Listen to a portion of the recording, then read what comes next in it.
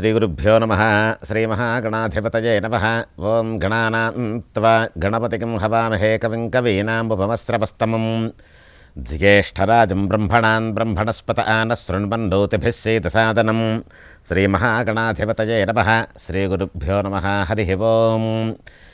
ఈ విధంగా లక్ష్మీదేవి సమానమైనటువంటి భృగువాసర అంటే శుక్రవారం నాడు లక్ష్మీదేవి యొక్క అనుగ్రహం ఏ విధంగా కలుగుతుందో, శనివారం నాడు శ్రీమన్నారాయణమూర్తి సాక్షాత్తు ఏడుకొండలైన వాడైనటువంటి ఆపద ముక్కులవాడు వెంకటేశ్వర స్వామి వారి యొక్క అనుగ్రహం ఏ విధంగా ఉంటుందో, అలాగే భానువారం నాడు సూర్యుడి యొక్క అనుగ్రహం ఏ విధంగా ఉంటుందో మనం ఇప్పటివరకు చెప్పుకున్నాం. అలాగే భానువారం నుంచి స్థిరవారం వరకు అంటే ఆదివారం నుంచి శనివారం వరకు ఏ ప్రార్థనలు ఏ ప్రకారం ఏ విధంగా చేసి ఏ దేవాలయంలోకి వెళ్ళి ఏ దేవుణ్ణి మొక్కితే ఏ విధమైనటువంటి ఫలితం కనిపిస్తుందో మనం ఇంతవరకు చెప్పుకున్నాం. అదేవిధంగా ధర్మంతోటి ధర్మబుద్ధితోటి చక్కగా ఎవరైతే దేవాలయానికి వెళ్ళి గంట కొట్టి దండం పెట్టి ఓం నమః శివాయ అన్నట్టు కాదు, మనస వాచ కర్మణ మన యొక్క దృష్టి కనీసం 2-3 సెకండ్లైనా సరే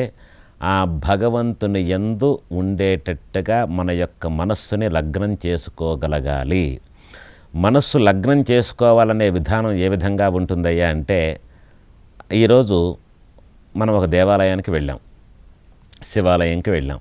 శివాలయంలో సోమవారం నాడు చక్కగా అభిషేకాది కార్యక్రమాలు పంచామృతాలతో అక్కడ ఉండేటువంటి పండితుడు చేస్తున్నాడు.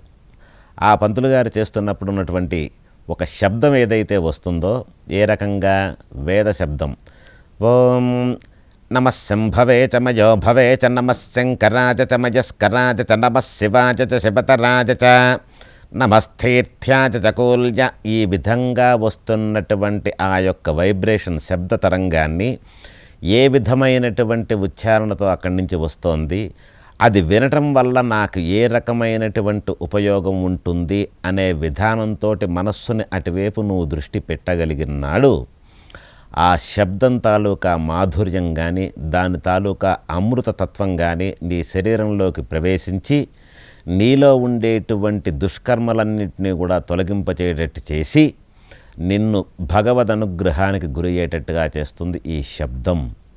ఎక్కడికైనా శబ్దం అనే దాని గురించి ఇంతకుముందు మనం చెప్పుకున్నాం.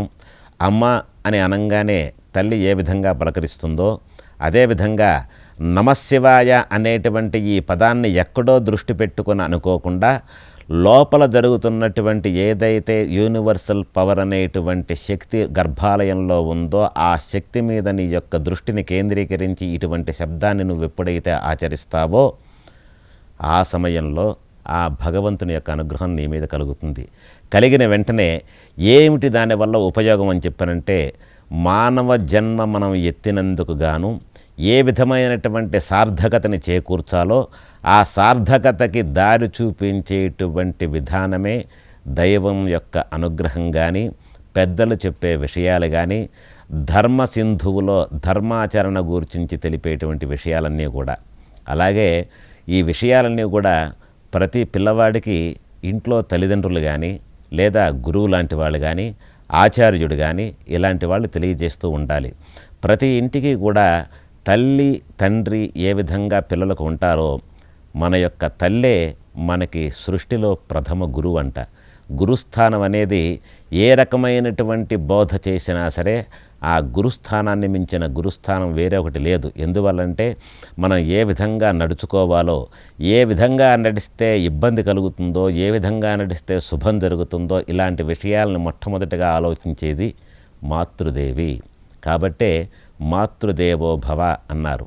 ఇలాంటి తల్లి ఆ పిల్లల్ని పట్టించుకొని ఏ విధమైనటువంటి నడవడిక ఉంటే వీడు బాగుంటాడు అనేటువంటి విషయమే కాకుండా తల్లి తాలూకా మనస్సు మనం ఎన్నోసార్లు ఎన్నో రకాలుగా శాస్త్రాల్లో కానీ మనం లైవ్లో చూసినా సరే ఆ తల్లి తాలూకా తత్వం తెలుస్తూనే ఉంటుంది ప్రతి మనిషికి కూడా. తను ఇబ్బంది పడ్డా తన బిడ్డ ఇబ్బంది పడకూడదు అనే ఉద్దేశంతో తల్లి ఉంటుంది. అలాగే ఇంట్లో 3 పిల్లలు ఉంటే 3 పిల్లలకు మాత్రమే సరిపడేటువంటి అన్నము ఉండి ఏమాత్రం లేకపోయినా సరే నాకు ఏమాత్రం ఆకలి లేదు, 4వ మనిషికి లేనప్పుడు నాకు ఆకలిగా లేదు నాయన మీరే తినండి అని చెప్పని ఆ యొక్క భోజనాన్ని ఈ పిల్లల ముగ్గురికి పనిచేసేటువంటి అమృతమూర్తి మాతృదేవి.